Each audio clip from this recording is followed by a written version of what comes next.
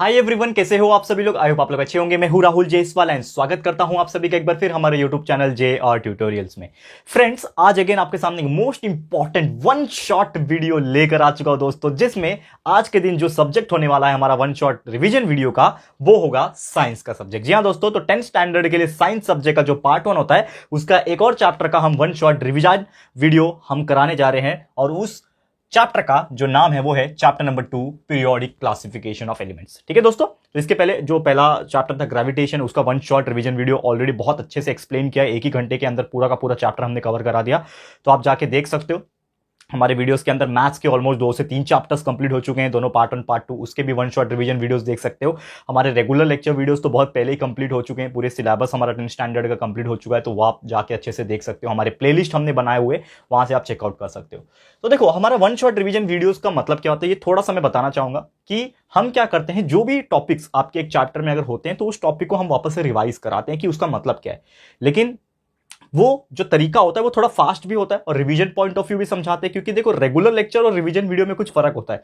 Regular lecture में हम लोग एक एक चीज की बाल की खाल निकालते हैं। बाल की खाल निकालना मतलब एक एक चीज को घुस घुस के समझाते हैं, लेकिन रिवीजन में हम लोग को क्या करना होता है, जस्ट एक ऊपर ऊपर से रिवाइज करवाना होता है। लेकिन हमारा जो तरीका है रिवाइज करवाने का, वो एक एक टॉपिक को अंदर से वापस से कंसेप्चुअल नॉलेज के साथ पढ़ाना होता है। इसीलिए शायद हमारा डिफरेंट है बहुत ज्यादा, और शायद आप लोग पसंद भी कर रहे हो, तो thank you so much for that. आपने मैथ्स के वीडियोस को काफी ज्यादा प्यार दिया, साइंस के वीडियोस इसके पहले जो अपलोड किया हमने वन शॉट, उसको भी बहुत प्यार दिया। और आज हमारा सेकंड चैप्टर की शुरुआत करने जा रहे हैं, जिसका नाम है पीरियोडिक क्लासिफिकेशन ऑफ एलिमेंट्स। तो सबसे पहला क्या है टॉपिक इस चैप्टर के अंदर, तो हम लोग वो बात करेंगे। तो बेसिकली आप जानते हो कि क्लासिफिकेशन ऑफ एलिमेंट्स, यानी कि जब एलिमेंट्स डिस्कवर हो रहे थे, जैसे कि आपको पता है कि धीरे धीरे एलिमेंट्स जो है मिलना शुरू हुआ। बहुत सारे साइंटिस्ट थे जो आए सामने, जिन्होंने बताया कि मैंने ये डिस्कवर किया, मैंने ये डिस्कस किया, ठीक है। लेकिन वो जो एलिमेंट्स डिस्कवर जो हो रहे थे ना, उसको प्रॉपर तरीके से अरेंज करना और उसको क्लासिफाई करना एक one of the most challenging job था। जैसे कि हमारे पास बहुत सारी चीजें जब आ जाती है तो हम उसको क्लासिफाई करते हैं, ठीक है ना। हमारे पास समझ लो बहुत पैसा आ गया, आपके पास गुल्लक है, अब गुल्लक में बहुत सारा पैसा आपने जमा कर लिया, सालों से जमा कर रहे हो। जब गुल्लक को फोड़ोगे तो आपके उसमें कुछ 5 रुपए के कॉइन होंगे, कुछ 2 रुपए के कॉइन होंगे, कुछ 1 रुपए के कॉइन होंगे, कुछ 10 के नोट होंगे, कोई 20 के, 50 के, 100 के, 200 के, और उसके बाद 500 के, उसके बाद 2000 के, इस प्रकार के कई सारे नोट होंगे। तो आपको वो हर एक नोट को क्या करना पड़ेगा, क्लासिफाई करना पड़ेगा। ये 5 का कॉइन इधर, ये 2 का कॉइन इधर, ये 50 का नोट इधर, ये 20 का नोट इधर, ये 100 का नोट इधर, ये 200 का नोट इधर। आप क्या करोगे, उसको क्लासिफाई करोगे। उसी प्रकार एलिमेंट्स को क्लासिफाई करना बहुत ज्यादा यहाँ पे अच्छा जॉब माना जा रहा था। जॉब मतलब एक चैलेंजिंग रोल माना जा रहा था। तो उसमें बहुत सारे साइंटिस्ट आए क्लासिफाई करने के लिए, वो बोला मैं करूंगा। तो सबसे पहला जो साइंटिस्ट आया वो आया डोबेराइनर, ठीक है ना।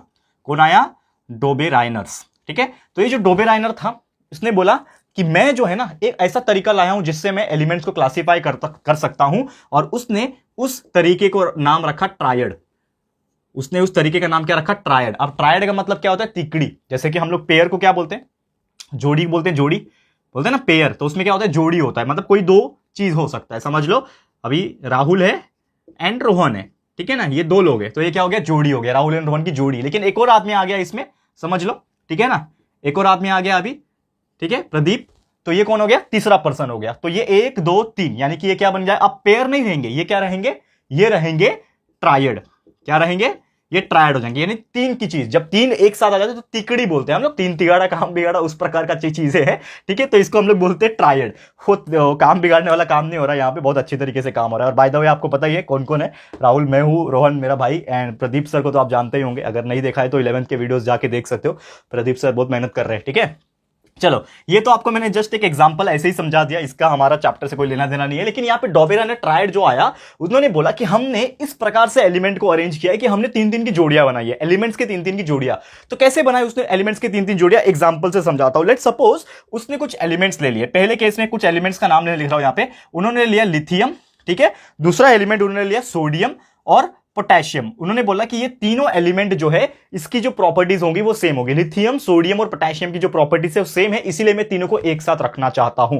ऐसा किसने बोला, डोबेराइनर ने बोला, ठीक है। और सबसे पहली बात, यहां पे जितने भी एलिमेंट्स को वो अरेंज कर रहे थे, वो अरेंज कर रहे थे on the basis of their atomic masses, ठीक है। एटॉमिक मास क्या होता है आप सब जानते हैं, ठीक है। तो एटॉमिक मास के बेस पे डिसाइड हो रहा था।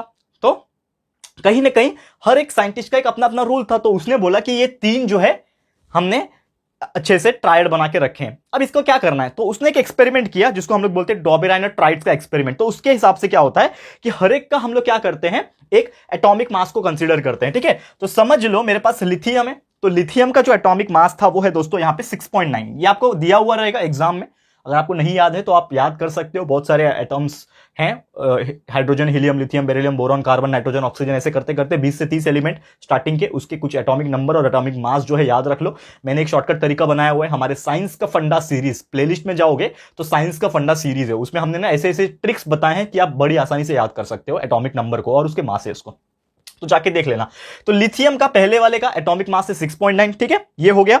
अब यहां पे उन्होंने बोला कि जो पहले वाला एलिमेंट का जो एटॉमिक मास है वो 6.9 है। ठीक है, अब उसने एक चीज बोला, जब हम पहले वाले का और जो हमारा तीसरे वाले का यानी कि पोटेशियम का पहला और तीसरे का अगर प्लस करके डिवाइड बाय 2 करेंगे, यानी कि इन शॉर्ट अगर एवरेज निकालेंगे तो वो अगर बीच वाले एलिमेंट के बराबर आता है तो समझ जाना कि ये डॉबेराइनर ट्राइड जो है वो करेक्ट है। ऐसा उसने एक फॉर्मूला बनाया। तो पहले वाला का लिथियम का एटॉमिक मास जो है वो 6.9 है, उसको मैं प्लस करूंगा, और तीसरे वाले का जो एटॉमिक मास है के का यानी पोटेशियम का जो एटॉमिक मास है दोस्तों वो है 39.1।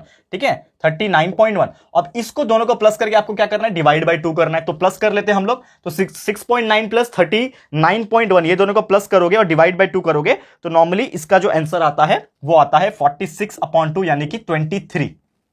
ठीक है, 23 आता है। और ये जो सोडियम है ना, सोडियम, इसका भी जो atomic number, sorry atomic mass जो होता है ना सोडियम का जो एटॉमिक मास जो होता है दोस्तों वो 23 होता है। यानी कि जब हमने क्या किया कि लिथियम पहले वाले एलिमेंट का और तीसरे वाले एलिमेंट का जब प्लस करके डिवाइड बाय 2 किया यानी एवरेज निकाला तो हमें 23 आया, और जो बीच वाला जो एलिमेंट है उसका एटॉमिक मास ऑलरेडी पता है हम लोग को जो कि 23 है। तो यहां पे दोनों के दोनों क्या आ गए, सेम आ गए। और जब ऐसा होता है तो हम बोल सकते हैं कि ये तीनों एलिमेंट क्या है, डॉबेराइनर के ट्रायड है। ये क्या है, डॉबेराइनर के ट्रायड है, ये हम लोग क्या बोल सकते हैं। क्लियर है?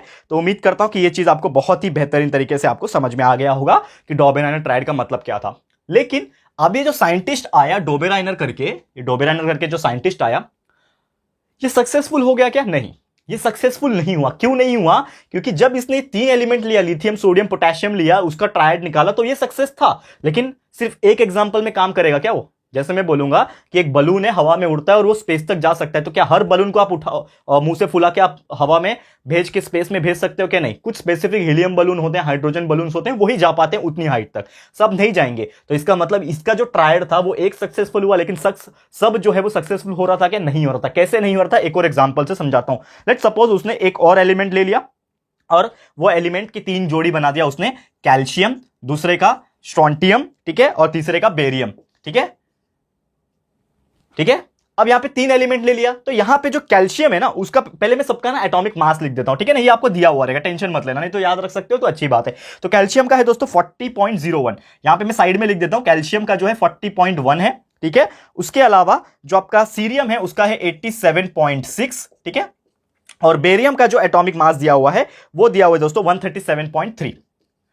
ठीक है, ये तीनों के एटॉमिक मास है। अब हमें क्या करना है, हमारा फॉर्मूला याद रखना है, क्या?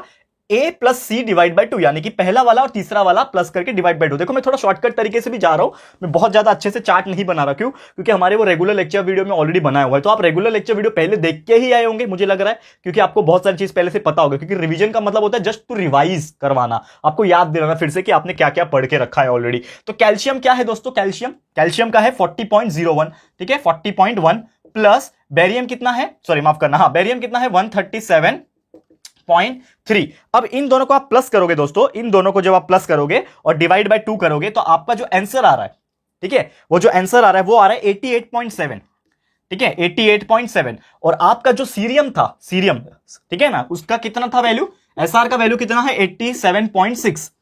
एसआर का जो वैल्यू है दोस्तों उसका जो वैल्यू है 87.6। तो क्या मुझे आप बता सकते हो कि क्या ये फर्स्ट और सेकंड यानी कैल्शियम और बेरियम सीए एंड बीए का प्लस करके जो एवरेज आ रहा है, डिवाइड बाय 2 करके जो एवरेज आ रहा है वो, और हमारे सेकंड मिडल वाले जो एलिमेंट है इसका वैल्यू सेम आ रहा है क्या? तो आप बोल सकते हो कि सर ये सेम नहीं आ रहा है, भले ही इसके बीच में सिर्फ एक का ही डिफरेंस है, 0.1 का ही डिफरेंस है, ये 87 है, ये 87 है, ये 88 है, बस इतना ही डिफरेंस है, लेकिन फिर भी ये सेम नहीं आ रहे। और सेम नहीं आ रहे इसका मतलब हम लोग बोल सकते हैं कि ये जो तीनों एलिमेंट है, कैल्शियम, एसआर और बीए, ठीक है, बेरियम, ये तीनों क्या है, क्या है, डॉबेराइनर नहीं है। तो ये ऐसे क्वेश्चंस आ सकते हैं, पता लगाओ कि ये डॉबेराइनर है या नहीं है। 3 एलिमेंट्स दिए रहेंगे आपको, 3 एलिमेंट्स दिए रहेंगे, तीनों के एटॉमिक मास भी आपको दिए रहेंगे। आपको बस पहले वाले का और तीसरे वाले का प्लस करके डिवाइड बाय 2 करना है। जो वैल्यू आएगा, अगर वो बीच वाले के एटॉमिक मास के वैल्यू से मैच करेगा तो वो डॉबेराइनर है, अगर वो मैच नहीं करेगा डॉबेराइनर नहीं है। बस इतना लिखना है, खत्म कहानी, डॉबेराइनर जिंदाबाद। ठीक है,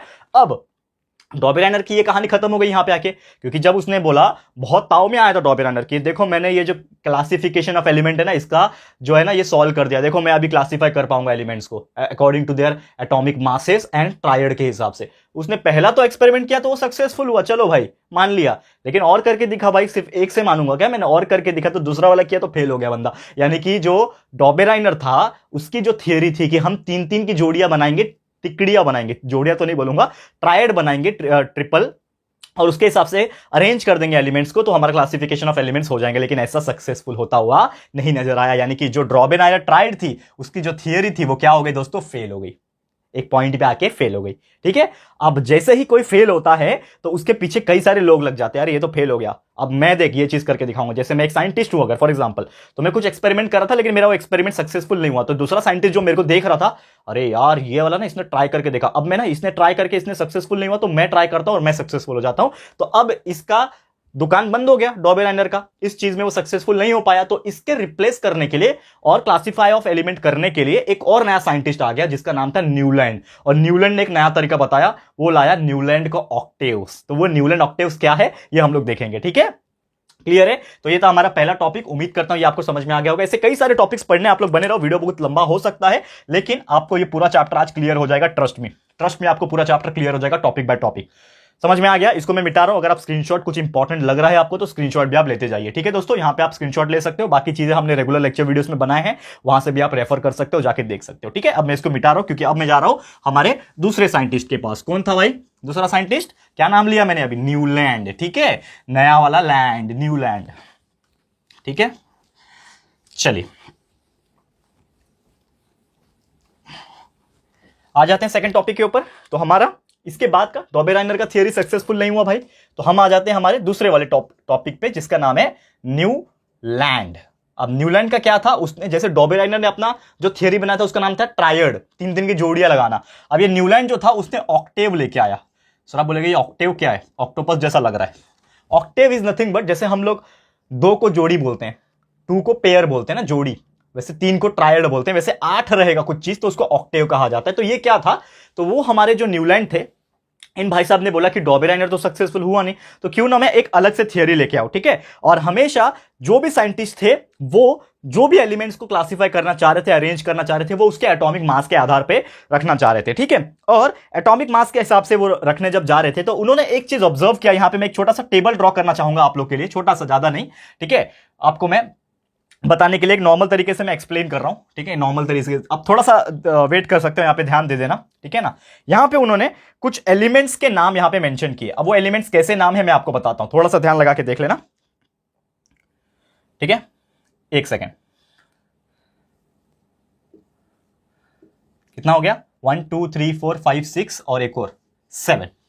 ठीक है, अब इसने कुछ एलिमेंट्स को इस प्रकार से अरेंज किए, कैसे अरेंज किए मैं आपको बता रहा हूं। ठीक है, ये डायग्राम मेरे मत जाओ क्योंकि देखो इंपॉर्टेंट प्रेजेंटेशन नहीं होता, इंपॉर्टेंट ये होता है कि आपको किस तरीके से मैं समझा रहा हूं। बाकी हमारे रेगुलर वीडियो में हमने पूरा अच्छे से एकदम लाइन बाय लाइन बना के ड्रॉ किया है। ठीक है ना, आज मैं फास्ट जाऊंगा क्योंकि हमें ये आपको लाइन नहीं दिखाना है कि कितना एक्यूरेट में लाइन ड्रॉ कर रहा हूं, आपको मुझे ये समझाना है कि एक्चुअल में ये होता क्या है और जो हमने सीखा है उसको रिवाइज करवाना। ठीक है, तो यहां पे एलिमेंट्स है। अब ये जो न्यूलैंड जो ऑक्टेव लेके आया ना, वो जब ये चीज सोच रहा था कि मेरे को कुछ ऐसा थियरी अरेंज करना है, कुछ ऐसा तरीका अपनाना है कि जिससे जो है मैं एक एलिमेंट्स को क्लासिफाई करके एक प्रॉपर टेबल बना सकूं, तो जब उसने सोचा कि हम क्या करेंगे, एटॉमिक मास के हिसाब से अरेंज करेंगे, तो उसने एक चीज ऑब्जर्व किया। ऐसे ही वो सुन रहा था, समझ लो हमारा इंस्ट्रूमेंट, ठीक है ना, एक म्यूजिकल इंस्ट्रूमेंट हमारे इंडिया का नोट होता है। ठीक है ना, इंडिया का मैं बता रहा हूं क्यों, क्योंकि हमारे इंडिया के हिसाब से हम पढ़ रहे हैं, लेकिन वो न्यूलैंड जो है ना वो इंडियन नहीं था, वो कोई और था।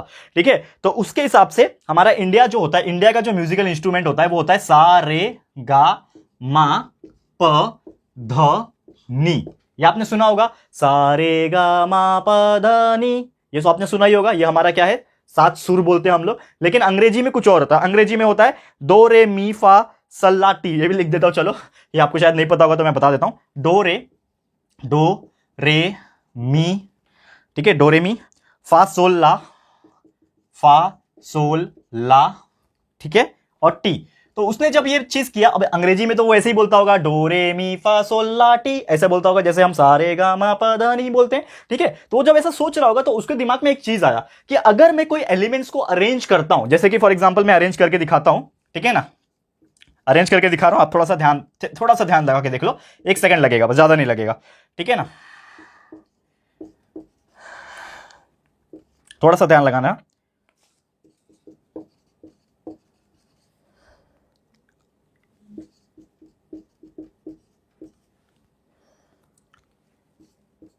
ठीक है, इसके आगे भी बहुत सारे, लेकिन मैं पूरा नहीं लिखा रहा हूं क्योंकि मुझे आपको थोड़ा सा एक्सप्लेन करना है कि एग्जैक्टली है क्या।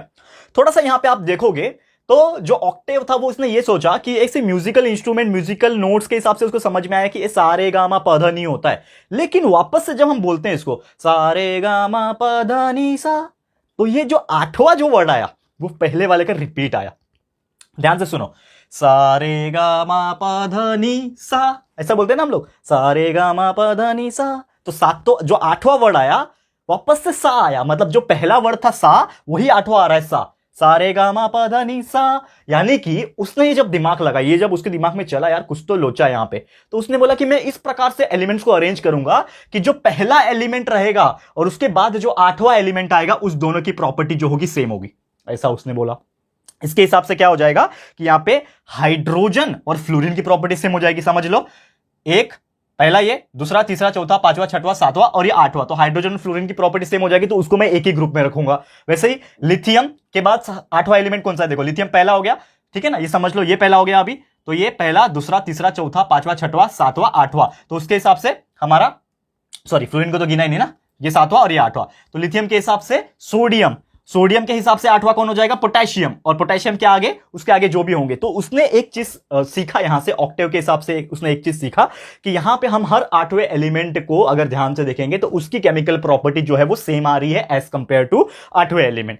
तो ये चीज क्या उसने नाम दे दिया, क्योंकि हर 8वां एलिमेंट क्या आ रहा था, वो सेम प्रॉपर्टी वाला आ रहा था, इसीलिए उसका नाम उसने रख दिया न्यूलैंड का ऑक्टेव, ठीक है ना। अब न्यूलैंड का ऑक्टेव उसने रखा, लेकिन उसने एक चीज ऑब्जर्व किया कि पहला एलिमेंट और 8वां एलिमेंट चलो उसकी प्रॉपर्टी सेम आ रही है, लेकिन क्या ये आगे भी चल रहा है क्या, तो यहां पे एक आया उसका लिमिटेशंस, यानी कि क्या उसका ड्रॉबैक्स आया, लिमिटेशंस पढ़ेंगे, क्योंकि अगर ये सक्सेसफुल हो जाता तो इसके आगे की थियरी नहीं बनती, लेकिन आगे की थियरी बनी है, क्यों, क्योंकि ये जो न्यूलैंड ऑक्टेव था ये भी फेल कर गया। कैसे फेल हो गया, यहां पे कुछ एलिमेंट ऐसे थे, जैसे इसके आगे का मैं कंटिन्यू अगर करूं, ठीक है, क्रोमियम, टाइटेनियम, मैंगनीज, ठीक है ना, आयरन, ठीक है, आयरन हो गया, फिर हो गया ये आपका क्लोरीन था, ठीक है, क्लोरीन हो गया, फिर कोबाल्ट एंड निकल, कोबाल्ट एंड निकल, उसके बाद जो था दोस्तों वो था कॉपर जिंक, ठीक है, कॉपर जिंक, ठीक है, इस प्रकार के कई सारे एलिमेंट और है, ठीक है। आप थोड़ा सा अगर इमेजिनेशन में जाओगे तो यहां पे जब उसने एक चीज देखा कि हर 8वां एलिमेंट की जो प्रॉपर्टी है वो सिमिलर आ रही है, लेकिन यहां पे एक टाइम आया उसका जो थियरी था वो कैल्शियम तक ही जिंदाबाद था, यानी कि जो कैल्शियम है ना, कैल्शियम वहां तक ही उसकी जो थियरी है वो काम कर रही थी, उसके बाद जो 8वां एलिमेंट आ रहा था उसकी प्रॉपर्टी सेम नहीं हो रही थी, तो यहां पे उसकी जो थियरी थी वो क्या हो गई, धीरे धीरे फेल होती हुई नजर आई। क्यों, क्योंकि उसने जब देखा कि हर मेरा 8वां एलिमेंट जो आ रहा है उसकी प्रॉपर्टी सेम है, तो हम उसको एक ही ग्रुप में रख सकते हैं, लेकिन कैल्शियम के बाद जब उसने देखा कि जो भी एलिमेंट्स आ रहे हैं, ठीक है ना, जो भी एलिमेंट्स आ रहे हैं यहां पे, तो वो जो है सेम प्रॉपर्टी नहीं डिस्क्राइब कर पा रहे हैं, इसीलिए वो हमारा जो थियरी है वो फेल होता हुआ हमें नजर आएगा, ठीक है ना। और यहां पे उसने क्या किया कि जो कॉपर एंड निकेल है, उसने पहली बात तो दो एलिमेंट को एक ही साथ रखा है, तो ऐसा तो हो नहीं सकता कि मैं एक ही साथ दो एलिमेंट को रखूं, तो ये भी जो चीजें हैं वो सक्सेसफुल होता हुआ नजर नहीं आ रहा है, ठीक है ना। अगर हम काउंट करेंगे 1 2 3 4 5 6 7 8, तो कैल्शियम का जो सिमिलैरिटी होना चाहिए वो कॉपर के साथ होना चाहिए, लेकिन ऐसा नहीं होता है, जिंक के साथ होता है।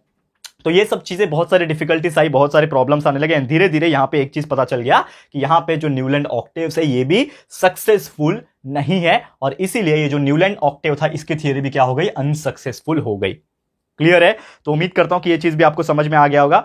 अब डॉबेराइनर फेल हो गया, न्यूलैंड भी फेल हो गया, यार दिमाग का क्या हो गया, भाजीपाला हो गया। अब दिमाग का भाजीपाला जब हो जाएगा तो यार कोई तो आएगा दूसरा कि भाई मैं भी सोचता हूं कि मैं भी कुछ ना कुछ करूं, ठीक है। अब दिमाग बहुत ज्यादा हाइपर हो गया। साइंटिस्ट लोग बोले कि यार हमको समझ में नहीं आ रहा है, हम ये क्लासीफाई एलिमेंट्स को क्लासीफाई करें, इतने सारे एलिमेंट्स हमने खोज रखे हैं कि कैसे इसको अरेंज करें।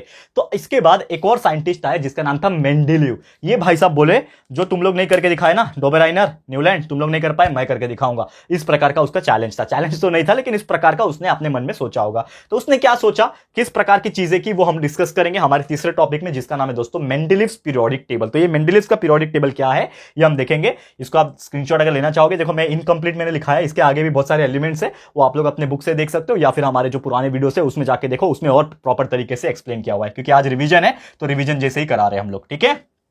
रफ कर रहा हूं दोस्तों। अब मैं जा रहा हूं डॉबेराइनर के ऊपर, ठीक है, सॉरी माफ करना, मेंडेलीव के ऊपर। डॉबेराइनर तो पहले ही हो गया हमारा।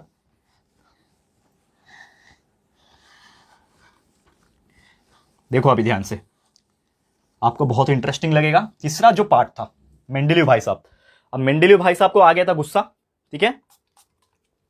मेंडेलीव भाई साहब जो थे उन्होंने बोला कि अब हमको कुछ करके दिखाना है। तो हमारा जो तीसरा टॉपिक है वो है मेंडेलीव्स पीरियोडिक टेबल,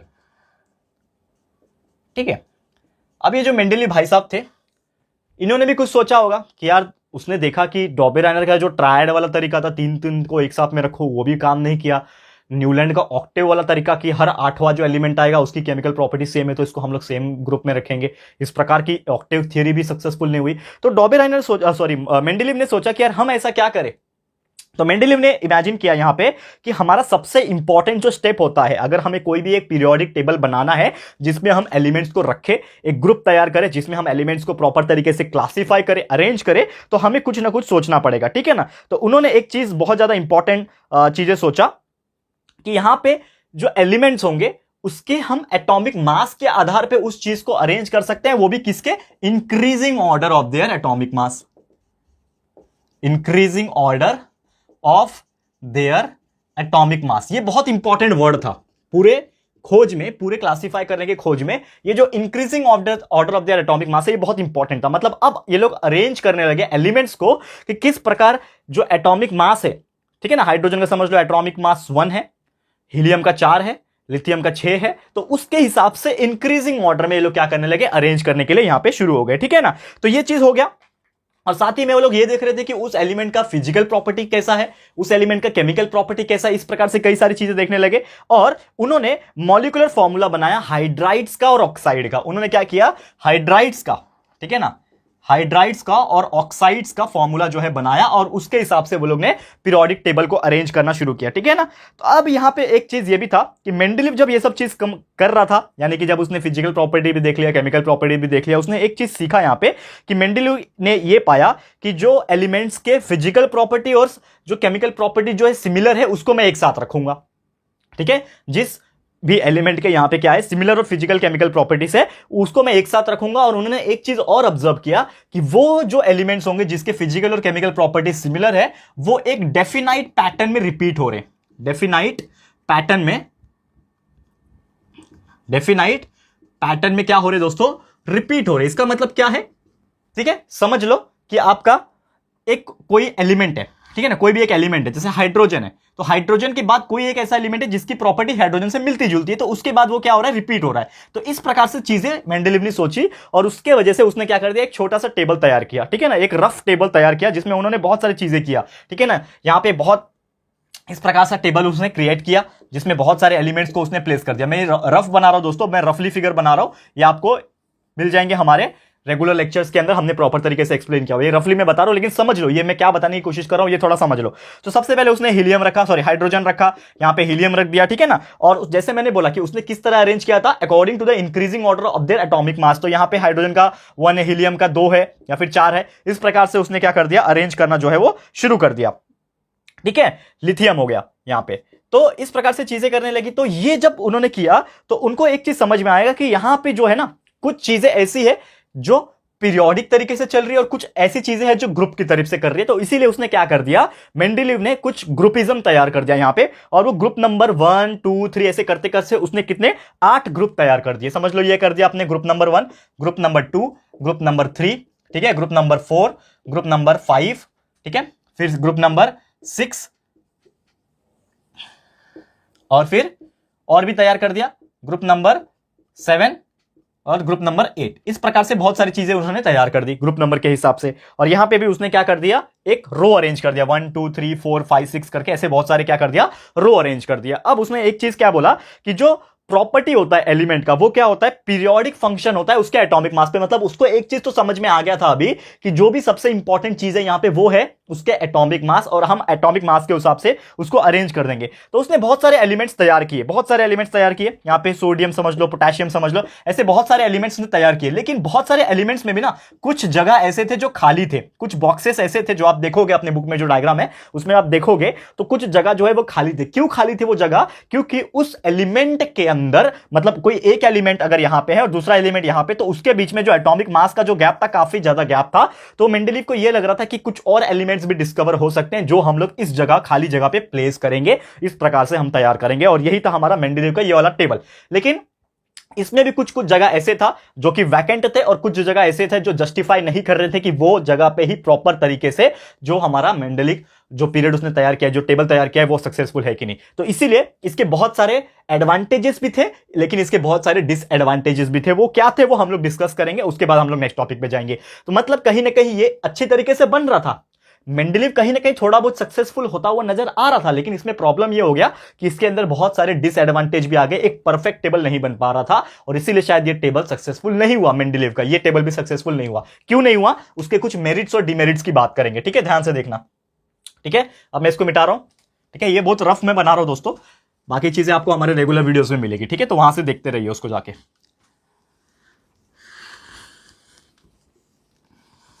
और बुक सामने रखना दोस्तों, जो भी आप लोग फॉलो करते हो उसको सामने रखोगे तो और भी बेहतरीन तरीके से आपको समझ में आ जाएगा। थोड़ा सा ध्यान से देखो। अब एक चीज जो मैं बता रहा हूं, जैसे कि मेंडलीव का पीरियोडिक टेबल था, इसके बहुत सारे फायदे थे, यानी कि कहीं ना कहीं वो डॉबेराइनर से और न्यूलैंड जो था उससे आगे बढ़ चुका था, क्योंकि इसके बहुत सारे मेरिट थी। कुछ मेरिट ऐसे थे दोस्तों कि उसने क्या कर दिया, एटॉमिक मास जो भी सम कुछ एलिमेंट्स के थे उसको प्रॉपर तरीके से अरेंज किया, लेकिन कुछ एलिमेंट्स का उसको रिवाइज करना पड़ा ताकि उसको एक प्रॉपर जगह दे दिया जाए। क्योंकि अगर एक पीरियोडिक टेबल तैयार हुआ है उसमें उसको अगर जगह ही नहीं मिल रहा है वो एलिमेंट को, तो फायदा नहीं। तो वो एलिमेंट को जगह बनाने के लिए उसने प्रॉपर तरीके से क्या किया, उस कुछ एलिमेंट्स का जो एटॉमिक मास था उसको रिवाइज करना पड़ा उसको, एंड उसके प्रॉपर्टीज के हिसाब से उसको प्रेस करना पड़ा। जैसे कि यहां पे बेरिलियम था, तो एटॉमिक मास जो बेरिलियम का था वो तो 14.09। ठीक है ना, बेरिलियम जो एलिमेंट होता है दोस्तों आप जानते हो। ठीक है, हमारे चौथे नंबर पे आता है आज के मॉडर्न पीरियोडिक टेबल के हिसाब से।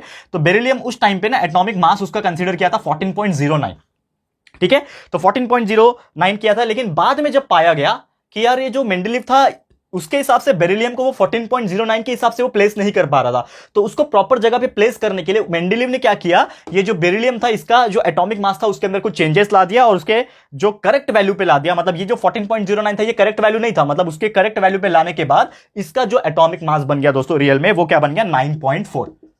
ठीक है, क्या बन गया, 9.4। यानी कि बेरिलियम का जो पहले कंसीडर किया था एटॉमिक मास वो था 14.09, जो कि गलत आ रहा था, उसी की वजह से इसको प्लेस नहीं किया जा सकता। लेकिन बाद में उसको जब करेक्ट किया गया और 9.4 पे लाया गया, तब जाके यहां पे वो एटॉमिक टेबल पीरियोडिक टेबल जो था उसमें वो प्लेस हो पा रहा था। ये तो सबसे पहला एडवांटेजेस था इसका। ठीक है ना, और इसको बेरिलियम को, ठीक है, बेरिलियम को जस्ट बोरॉन के पहले, बोरॉन जो एलिमेंट होता है ना उसके पहले प्लेस किया गया। यानी कि बोरॉन के पहले क्या आ रहा था, अभी बेरिलियम। पहले ये बोरॉन के भी आगे निकल रहा था, क्योंकि according to the atomic mass 14.09 है, तो 14.09 बोरॉन के आगे निकल रहा था। लेकिन बाद में जब चेंज किया 9.4, तो अब बोरॉन के वो पहले आ रहा है, और ये सबसे बड़ा एडवांटेज था। तो ये था पहला मेरिट। और भी कई सारे मेरिट है, कोई बहुत सारे एडवांटेजेस है। और क्या एडवांटेजेस थे मेंडलीव के इस टेबल के हिसाब से अगर हम बात करें, कि मेंडलीव ने ना बहुत सारी जगह छोड़ के रखा था। जैसे मैंने बताया एक टेबल में कि उसने बीच बीच में बहुत सारी जगह छोड़ के रखे थे। वो जगह इसलिए छोड़ के रखे थे कि अगर कोई प्रॉपर सुटेबल एलिमेंट आता है जिसका एटॉमिक मास उतना रहेगा, जस्टिफाई करेगा, तो हम उस टेबल में उसके बीच में उसको डालेंगे। तो ऐसे 3 एलिमेंट जो ऑलरेडी थे उसके पास, ठीक है ना, जो कि उसने नाम दिया था इका बोरॉन, इका एल्यूमिनियम और इका सिलिकॉन। उसने क्या नाम दिया था, इका बोरॉन, इका एल्यूमिनियम एंड इका सिलिकॉन। ठीक है, जिसके जो एटॉमिक मास कंसीडर किए गए थे वहां पे उस टाइम पे थे दोस्तों, इंडिकेट किए थे 44, 68 एंड 72। ठीक है, तो ये क्या रखा था, इका बोरॉन, इका एल्यूमिनियम और इका सिलिकॉन उसका नाम रखा गया था। लेकिन बाद में जब जस्टिफाई किया गया और जब इसके ऊपर खोजबीन की गई तो उसके बाद रिजल्ट ये आया कि ये जो इका बोरॉन, इका एल्यूमिनियम, इका सिलिकॉन जो है इसका नाम चेंज करके एक प्रॉपर एलिमेंट का नाम रखा गया। और वो एलिमेंट का जो नाम रखा दोस्तों, इका बोरॉन बन गया स्कैंडियम, ठीक है। इका एल्यूमिनियम जो है वो था बन गया दोस्तों गैलियम, ठीक है, गैलियम। एंड लास्ट में इका सिलिकॉन जो था वो बन गया दोस्तों जर्मेनियम, ठीक है। और आज के डेट में यही तीनों एलिमेंट है। आपको ये इका बोरॉन, एल्यूमिनियम और इका सिलिकॉन नाम का कोई चीज दिखेगा नहीं, ठीक है। ऑलरेडी बोरॉन करके एलिमेंट करके और सिलिकॉन करके एलिमेंट्स है, लेकिन इका करके नहीं है कोई भी एलिमेंट। तो उसके जगह पे रिप्लेस हो गए स्कैंडियम बन गए, गैलियम बन गए और जर्मेनियम बन गए। ये भी इसका एक सबसे बड़ा एडवांटेज था, मतलब मेंडेलीव ने ये भी करके दिखा दिया, ठीक है। और क्या किया, और क्या इसके फायदे थे, और क्या इसके एडवांटेजेस थे मेंडेलीव के, तो उसने और भी ऐसी बहुत सारी चीजें की। जैसे कि जो जो जगह पे कुछ जगह नहीं था कि मॉडर्न पीरियोडिक टेबल में ये एलिमेंट को कहां रखा जाए, ये एलिमेंट को कहां रखा जाए, तो ऐसे बहुत सारे चीज जो है ना मेंडेलीव ने किए, ठीक है ना। अब इसी चीज को लेके उसने एक चीज देखा कि कुछ भी जो अलग एलिमेंट आ रहे थे जिसको नोबल गैस बोला जा रहा था, तो नोबल गैस के लिए ना वो कहां रखूं समझ में नहीं आ रहा था। जितने भी नोबल गैस होते हैं ना, आपको पता है हीलियम होता है, ठीक है ना, फिर नियॉन होता है, जेनॉन होता है, इस प्रकार के जो एलिमेंट्स होते हैं।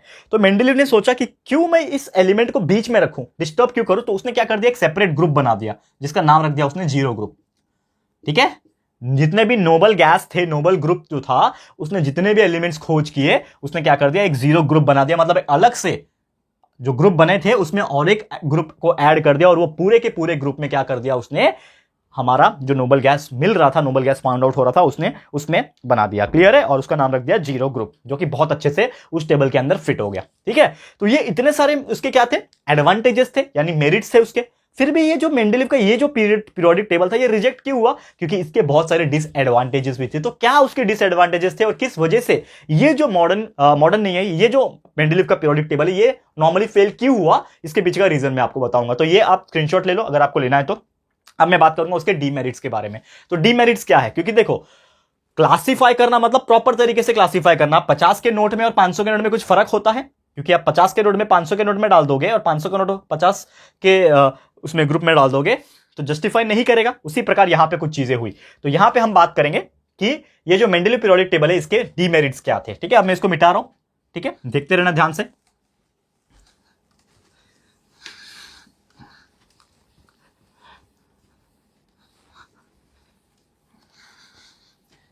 चलो अब इसको देख लेते हैं, डीमेरिट्स की बात करते हैं।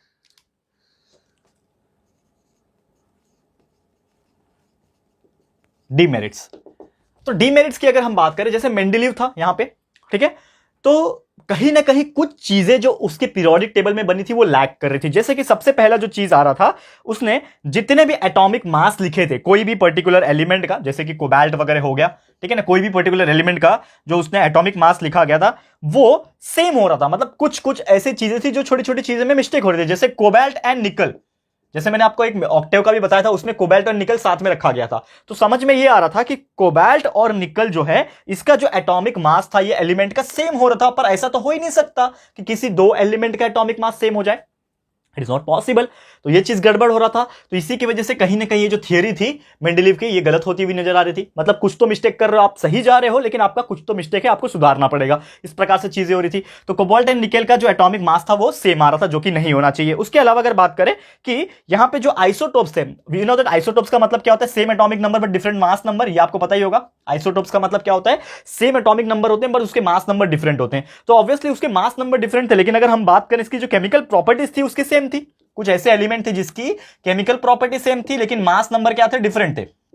मास नंबर जो थे वो क्या थे, डिफरेंट थे। तो ये जब चीजें मेंडेलीव ने ऑब्जर्व की तो उसको एक चीज समझ में आ गया कि हम जो है ना आइसोटोप्स के जो थे ना वो मास नंबर डिफरेंट होने की वजह से हम उसको प्लेस नहीं कर पा रहे। ये भी चीज बहुत ज्यादा उसको तकलीफ दे रही थी, जो कि बहुत ज्यादा चैलेंजिंग हो रहा था कि ये जो एलिमेंट्स आ रहे उसको हम मेंडेलीव के पीरियोडिक टेबल में किस प्रकार प्लेस करें। तो ये भी उसको समझ में नहीं आ रहा था। तो ये चीज भी एक डिसएडवांटेज के कैटेगरी में आ रही थी कि यार ये भी चीज नहीं हो पा रहा है। और इसके अलावा बात करें कि कुछ एलिमेंट्स ऐसे थे जिसको उसके एटॉमिक मास के इंक्रीजिंग ऑर्डर के हिसाब से रखना था।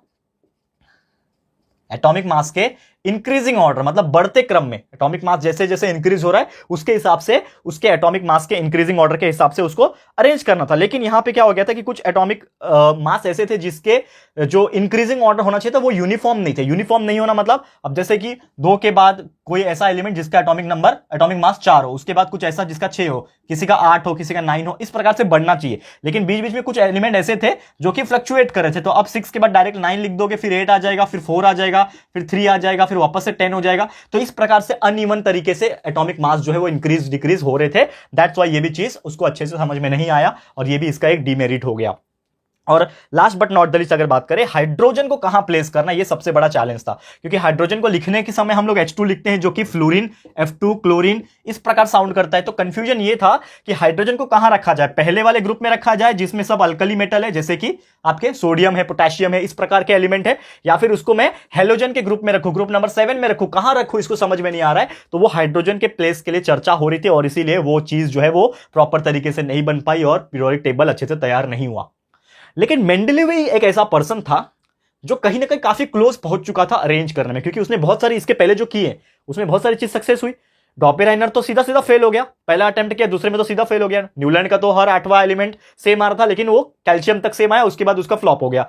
तो ये जो आया मेंडलीव, ये कहीं ना कहीं तक सक्सेसफुल हो रहा था, लेकिन कुछ कुछ उसके डिमेरिट्स थे, कुछ कुछ परेशानियां थे। तो उसने बोला कि मैं वापस से एक नया टेबल बनाऊंगा और वो टेबल बना के मैं क्या करूंगा, उसमें जो भी गलती है उसको सुधारूंगा और एक परफेक्ट पीरियोडिक टेबल बनाऊंगा। और वो परफेक्ट टाइम पीरियोडिक टेबल जो है वो बना। दोस्तों बोलते हैं ना हार के आगे जीत है, तो वो हार उसको मिली, लेकिन कहीं ना कहीं उसको ये था कि अब मेरी गलती को मैं सुधारूंगा, जो जो मिस्टेक्स हुए उसको ओवरकम करके कुछ नया तरीके से और सोच के एक पीरियोडिक टेबल तैयार करूंगा। और वो पीरियोडिक टेबल उसने तैयार किया और उस पीरियोडिक टेबल का दोस्तों उसने नाम रखा मॉडर्न पीरियोडिक टेबल, मतलब एक नए जमाने वाला मॉडर्न पीरियोडिक टेबल।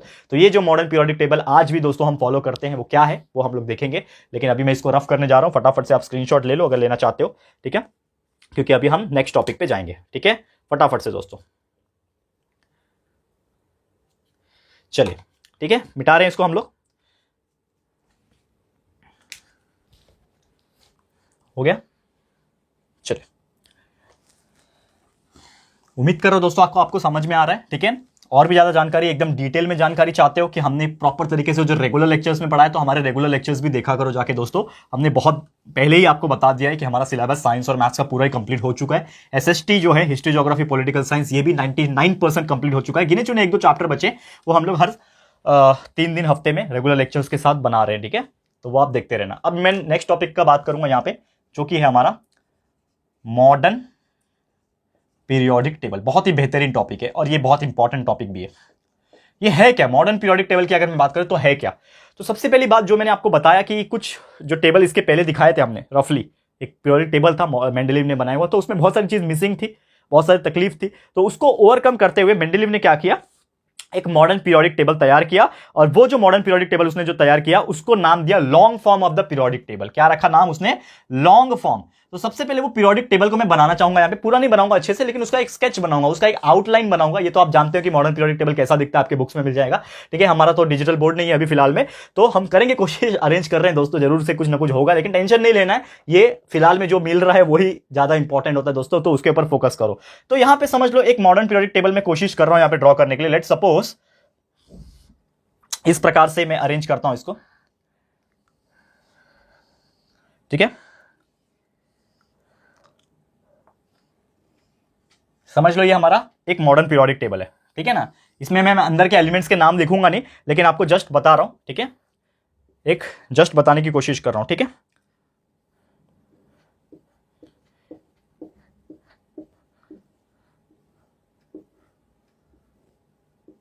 ठीक है, तो अब ये जो समझ लो मॉडर्न पीरियोडिक टेबल का स्ट्रक्चर है। ठीक है ना, इस प्रकार से दोस्तों, बहुत रफ बना है दोस्तों, लेकिन आपके बुक में बहुत अच्छे से बना हुआ है, तो आप वहां से फॉलो कर सकते हो। ठीक है, अभी के लिए फिलहाल इसको कंसीडर कर लो। ठीक है, ये समझ लो एक पीरियोडिक टेबल है और इसके नीचे होते हैं 2 ग्रुप, वो क्या होते हैं वो भी बता दूंगा। अलग से भी 2 ऐसे लाइंस होते हैं, ये आप जानते होंगे। ठीक है ना, क्या बोलते हैं इसको मैं बताऊंगा, बहुत रफली मैंने बनाया। ये है दोस्तों मॉडर्न पीरियोडिक टेबल, जिसमें एलिमेंट्स को अरेंज किया गया है। ठीक है, तो यहां पे आ जाएगा आपका हाइड्रोजन। ठीक है ना, फिर उसके बाद यहां पे आ जाएगा आपका हीलियम। ठीक है, उसके बाद यहां पे आ जाएगा लिथियम, बेरिलियम। ठीक है, उसके बाद यहां पे BCNOF। ठीक है, उसके बाद एक एक छूट गया क्या हमारा, ठीक है, एक और एक्स्ट्रा होना चाहिए था यहां पे, चलो BCNOF ने, ठीक है, इस प्रकार से चीजें हैं, समझ लो। तो यहां पे अगर एक चीज जो मैं बता रहा हूं आपको, ध्यान से सुनने वाली बात यह है कि जब मेंडलीव जो था, मेंडलीव ने जब एक चीज सोचा कि यार क्या मिस्टेक मैं कर रहा हूं, उसने बोला कि यार हाइड्रोजन को ना प्लेस करने का बड़ा दिक्कत हो रहा है, तो उसने क्या कर दिया, सबसे पहले हाइड्रोजन को प्लेस कर दिया, और रिजल्ट ये आया कि उसने हाइड्रोजन को जब प्लेस किया तो उसने रखा उसको ग्रुप नंबर 1 में, ठीक है। तो ऐसे टोटल उसने कितने ग्रुप बनाए, ऐसे टोटल 18 ग्रुप बनाए, 1 2 3 4 5 6 7 8 9 10 11 12 13 14 15 16 17 18, समझ लो मैंने रफली बताया आपको कि ऐसे कितने रहेंगे, 18 ग्रुप्स रहेंगे, ये चीज ध्यान में रखना। उसने जो पीरियोडिक टेबल बनाया उसमें 18 ग्रुप्स रहेंगे, जो कि कॉलम होता है, कॉलम मतलब क्या होता है, लंबा लंबा, ऐसे ऐसे जो वर्टिकल होते हैं ना, वर्टिकल कॉलम्स, मतलब 18 ग्रुप है। और ऐसे टोटल उसने कितने ग्रुप, ऐसे पीरियड कितने बनाए, 1 2 3 4 5 6 7, ऐसे 7 पीरियड बनाए, तो 18 ग्रुप्स एंड 7 पीरियड्स, जो कि हमारा रो होता है, ये चीज आपको ध्यान में रखना है। तो यहां पे जो मेंडलीव था उसने मॉडर्न पीरियोडिक टेबल अगर बात करूं, उसके स्ट्रक्चर की बात करूं, तो दिस इज द स्ट्रक्चर, ठीक है ना, ये आप थोड़ा बुक में भी देखोगे तो आपको क्लियर हो जाएगा, दिस इज द स्ट्रक्चर। उसमें क्या किया, उसने 18 ग्रुप बनाया। फर्स्ट ग्रुप का उसने नाम रखा अल्कली मेटल, उसके बाद अल्कली अर्थ मेटल, इस प्रकार उसने ये जो पीरियोडिक टेबल था उसके क्या कर दिए, ग्रुपिज्म कर दिए। ग्रुपिज्म कैसे किए उसने, अगर हम बात करें एग्जांपल के तौर पे, उसने ना ब्लॉक्स तैयार किए, क्योंकि यार बहुत तकलीफ हो रहा था उसको इसको क्लासिफाई करने में, तो उसने क्या किया, कुछ ब्लॉक्स तैयार किए। अब जैसे कि ये जो पोर्शन है इतना, ये आपको दिख रहा है, ये जो पोर्शन है, इतना जो पोर्शन है, ये जो इतने एलिमेंट्स आपको दिख रहे हैं, इसका नाम रखा उसने एस ब्लॉक। क्या नाम रखा उसने, एस ब्लॉक, जिसमें क्या रहेंगे, अल्कली मेटल और अल्कली अर्थ मेटल्स रहेंगे, ठीक है ना। उसके बाद जो उसने ये वाला जो ब्लॉक दिख रहा है आपको, यहां से लेके पूरा यहां तक, ये जो यहां से लेके यहां तक जो पूरा दिख रहा है आपको, इसका नाम रखा उसने पी ब्लॉक। क्या नाम रखा, पी ब्लॉक। जो बीच वाला पोर्शन दिख रहा है इसका नाम रखा उसने डी ब्लॉक। और उसने लास्ट में ये दो सीरीज है जिसको हम लोग बोलते हैं लैंथेनाइड एंड एक्टिनाइड सीरीज। एक होता है लैंथेनाइड का, लैंथेनाइड से शुरुआत होता है, और एक होता है एक्टिनाइड्स, ठीक है ना, एक्टिनाइड सीरीज। ये एलिमेंट के नाम है दोस्तों, जैसे हाइड्रोजन भी एक एलिमेंट का नाम है, वैसे लैंथेनाइड और एक्टिनाइड भी एक एलिमेंट का नाम है। तो उसने क्या कर दिया, नाम रख दिया लैंथेनाइड एंड एक्टिनाइड सीरीज, और ये नीचे वाले का नाम रख दिया उसने एफ ब्लॉक, ठीक है ना, SPDF। तो एस ब्लॉक, पी ब्लॉक, बीच वाला डी ब्लॉक, और ये एफ ब्लॉक। तो इस प्रकार से उसने मॉडर्न पीरियोडिक टेबल को जो है अरेंज कर दिया इस प्रकार से, और प्रॉपर तरीके से क्या कर दिया, इसमें जितने भी एलिमेंट्स थे उसको एडजस्ट कर दिया, और बहुत सारे एलिमेंट्स उसने बनाया। यही था हमारा मॉडर्न पीरियोडिक टेबल। तो यहां तक बात किया जाए तो मेंडलीव ने जब ये मॉडर्न पीरियोडिक टेबल बनाया उस वक्त तक 118 एलिमेंट जो है वो डिस्कवर हो चुके थे। 118 एलिमेंट्स को उसने इस मॉडर्न पीरियोडिक टेबल के अंदर अरेंज किया, जो कि आप डायग्राम में देखोगे तो आपको पता चल जाएगा। क्लियर है? तो उम्मीद करता हूं कि ये मॉडर्न पीरियोडिक टेबल क्या है, कैसे आया, और हमारा मेंडलीव ने किस प्रकार उसने सक्सेसफुली बना दिया, ये आपको समझ में आ गया होगा। अब जाते हैं हम लोग सीधा हमारे नेक्स्ट टॉपिक की तरफ। नेक्स्ट टॉपिक क्या है, अगर हम बात करें, देखो ऑलमोस्ट हम इस चैप्टर के एंड की तरफ आ गए, क्योंकि देखो बहुत इंटरेस्टिंग चैप्टर है, लेकिन इसमें क्वेश्चंस भी उसी प्रकार पूछे जाते हैं। तो हमारा जो अगला टॉपिक है वो है दोस्तों बहुत ही बेहतरीन टॉपिक, जिसका नाम है यहां पे पीरियोडिक ट्रेंड। लेकिन पीरियोडिक ट्रेंड में आपको मैं एक चीज और बताना चाहूंगा कि हमारा एक और टॉपिक है जो कि इसके रिलेटेड है, तो उसको मैं पहले समझा देता हूं, बाद में हम लोग पीरियोडिक टेबल, पीरियोडिक ट्रेंड के अंदर जाएंगे। तो एक चीज आप जानते हो दोस्तों, metallic and non metallic character, यानी कि हमारा एक ऐसा पर्टिकुलर पॉइंट है, हमारा एक ऐसा पर्टिकुलर पॉइंट है टेबल के अंदर जो हम लोग को जस्टिफाई करता है कि कौन सा मेटल्स है और कौन सा नॉन मेटल्स है। तो वो भी मैं आपको यहां पे बताना चाहूंगा कि कौन सा मेटल्स का पार्ट आता है, कौन सा नॉन मेटल्स का पार्ट आता है। जैसे कि अब अगर पीरियोडिक टेबल में आप देखोगे तो ये जो बोरॉन वाला जो पार्ट है ना, यहां पे ना एक पार्टीशन लाइन गुजरती है, ठीक है, बोरॉन वाले पार्ट से यहां से ना ऐसा, ठीक है ना, यहां से इस प्रकार से एक पार्टीशन लाइन इस प्रकार से नीचे जाती है, ठीक है, इस प्रकार से ये लाइन जो आती है। तो ये जो लाइन है ना, जिसको हम लोग क्या बोलते हैं, जिगजैग लाइन बोलते हैं। ये जो लाइन है इसको हम लोग क्या बोलते हैं, जिगजैग लाइन बोलते हैं। तो ये जो जिगजैग लाइन आपको दिख रहा है ना, जिगजैग लाइन की ये हमें बताता है कि कौन सा मेटल्स है, कौन सा नॉन मेटल्स है, और मेटलॉइड्स क्या है। तो मेटलॉइड जैसे कि आपको जानते होंगे,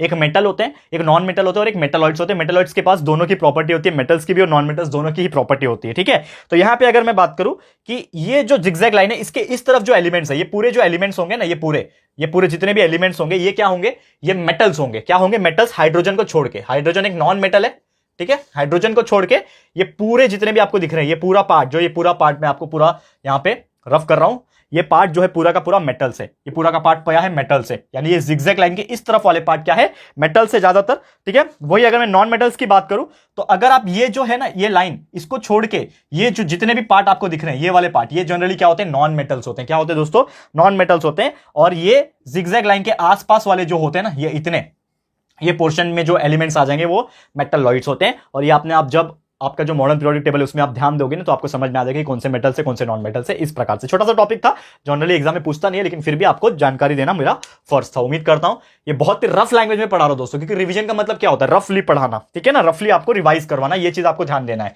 ठीक है। तो इसको मैं मिटा रहा हूं, काफी ज्यादा गंदा दिख रहा है ये ठीक है, लेकिन आप रेगुलर लेक्चर वीडियो देखोगे तो अच्छे से मैंने पूरा चार्ट के थ्रू एक्सप्लेन किया हुआ है, ठीक है। वहां से जाइए, रेगुलर लेक्चर्स में देख सकते हो आप लोग, ठीक है। अब मैं इसको मिटा रहा हूं, देखो ध्यान से।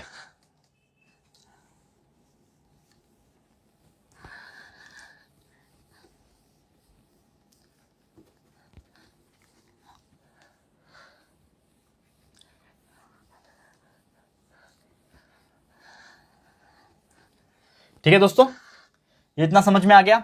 अब थोड़ा सा ध्यान दो, अब आ रहा है हमारा अगला टॉपिक, थोड़ा सा ध्यान से देखना नेक्स्ट टॉपिक क्या है, ठीक है।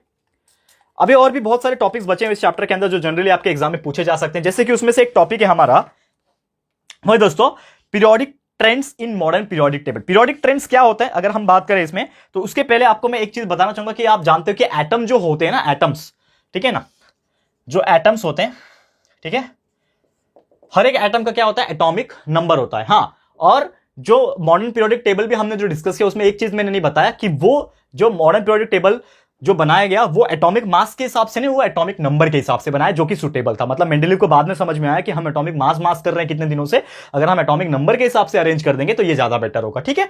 तो ऐसे जो एटम्स होते हैं ना, उसका एक स्ट्रक्चर होता है, आप जानते होंगे, ठीक है। प्रोटॉन्स होता है, न्यूट्रॉन्स होता है, इलेक्ट्रॉन्स होते हैं। तो नॉर्मली क्या होता है ना कि ये जितने भी एटम्स होते हैं, ठीक है ना, इसके कुछ स्ट्रक्चर्स होते हैं, वो स्ट्रक्चर को हम लोग को समझना पड़ेगा।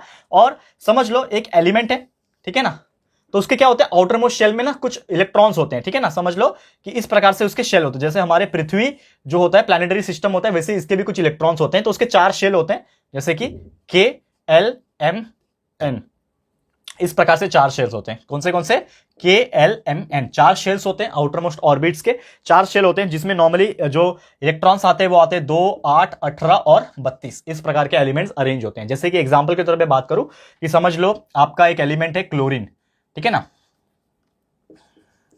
एलिमेंट का नाम क्या है, क्लोरीन। तो इसका एटॉमिक नंबर होता है 17। तो इसको हम लोग कैसे अरेंज करेंगे, इसको हम लोग बोलते हैं इलेक्ट्रॉनिक कन्फिगरेशन लिखना। ये मैंने आपको बहुत बार एक्सप्लेन किया हुआ है, हमारे साइंस के फंडा वीडियो सीरीज में भी आप देखोगे तो आपको समझ में आएगा। तो इलेक्ट्रॉनिक कन्फिगरेशन क्या होता है, इलेक्ट्रॉनिक कन्फिगरेशन कि हम क्या करते हैं, उसके एलिमेंट्स को उसके इलेक्ट्रॉन्स के हिसाब से अरेंज करते हैं। तो हमारा पहला शेल में कितने इलेक्ट्रॉन जाएंगे, 2 जाएंगे।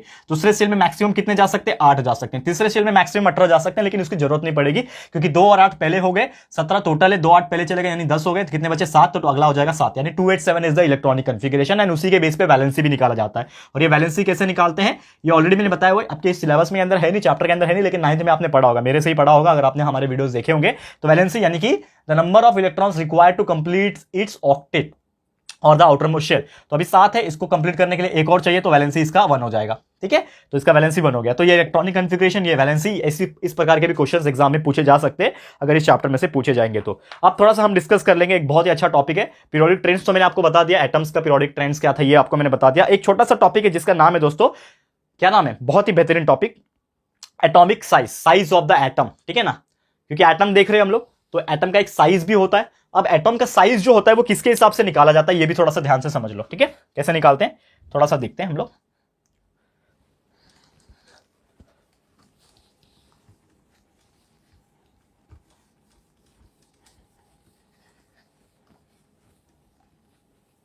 देखो ध्यान से,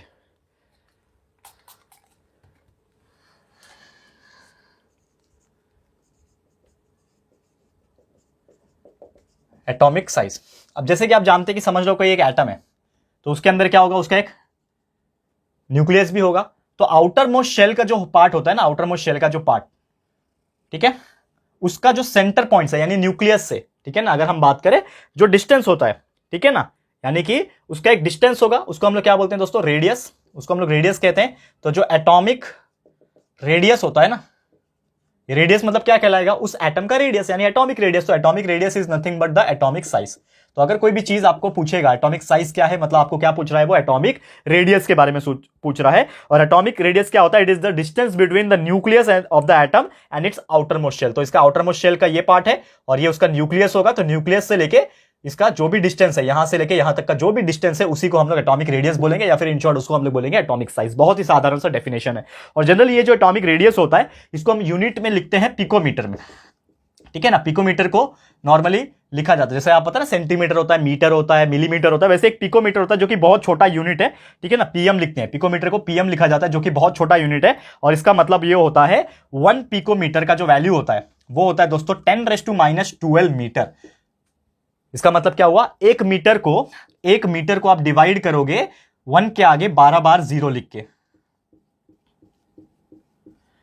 मतलब 1 को अगर इतने वैल्यू से आप डिवाइड करोगे तो जो वैल्यू मिलेगा ना, इतना छोटा वैल्यू मिलेगा, मतलब 0.0000000000001, ये एक वैल्यू रहेगा 1 पिकोमीटर का। मतलब कितना छोटा होगा आप देख भी नहीं सकते अपनी आंखों से, उसको देखने के लिए इलेक्ट्रॉन माइक्रोस्कोप की जरूरत रहेगी। इतना छोटा साइज होता है पिकोमीटर का, और वही साइज किसका होता है, एक एटम के रेडियस का या फिर एटॉमिक साइज होता है। क्लियर है। तो उम्मीद करता हूं कि आपको ये चीज समझ में आ गया होगा। और जैसे जैसे हम लोग, अगर हम बात करें हमारा जो भी पीरियोडिक टेबल हमने देखा, जैसे जैसे हम लोग हमारा जो पीरियोडिक टेबल में लेफ्ट से लेकर राइट की तरफ बढ़ते जाएंगे ना, जैसे हमारा इस तरफ हाइड्रोजन था, इधर हीलियम था, इधर आपका हीलियम था, इधर पे लिथियम था, बेरिलियम था, बोरॉन था, carbon, nitrogen, oxygen, fluorine, neon, इस प्रकार से चीजें थी दोस्तों, इस प्रकार से चीजें थी, ठीक है ना। जो हमने अभी मॉडर्न पीरियोडिक टेबल देखा उस प्रकार की चीजें थी।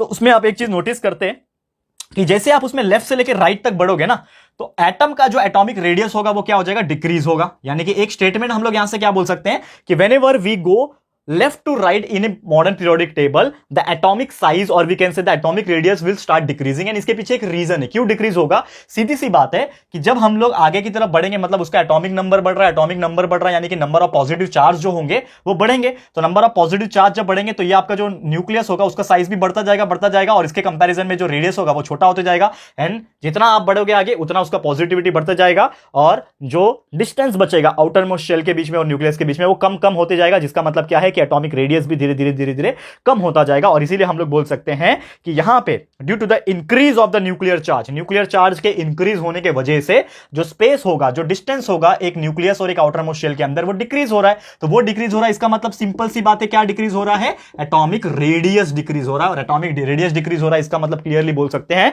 कि उसका जो एटॉमिक साइज है वो भी डिक्रीज हो रहा है। तो इससे कंक्लूजन क्या निकलता है कि जब भी हम लोग लेफ्ट से लेकर राइट की तरफ जा रहे हैं तो हमारा एटॉमिक नंबर बढ़ रहा है, और इसी की वजह से एटॉमिक साइज या फिर एटॉमिक रेडियस जो है वो भी क्या हो रहा है, वो कम हो रहा है, उल्टा हो रहा है, ठीक है ना। अगर एटॉमिक साइज आपको बढ़ाना है तो आपको राइट से लेफ्ट जाना पड़ेगा, लेकिन आप इंक्रीजिंग ऑर्डर में जा रहे हो, आप आगे बढ़ रहे हो तो एटॉमिक साइज कम होते जा रहा है। और सेम उसी प्रकार आप अगर कोई भी ऊपर से लेके नीचे आओगे, यानी कि एटॉमिक जो आपका जो मॉडर्न पीरियोडिक टेबल है उसमें ऊपर से लेके नीचे की तरफ के एलिमेंट्स में आओगे तो आपको एक चीज देखने मिलेगा यहां पे कि जो एटॉमिक साइज होगा वो इंक्रीज होता जाएगा, ठीक है। ये चीज आप नोटिस कर सकते हो। क्लियर है दोस्तों। तो उम्मीद करता हूं कि बहुत ही बेहतरीन तरीके से आपको यह चीज समझ में आ गया होगा।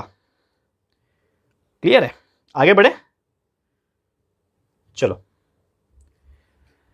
यह हो गया हमारा एक पार्ट जिसका नाम था एटॉमिक साइज।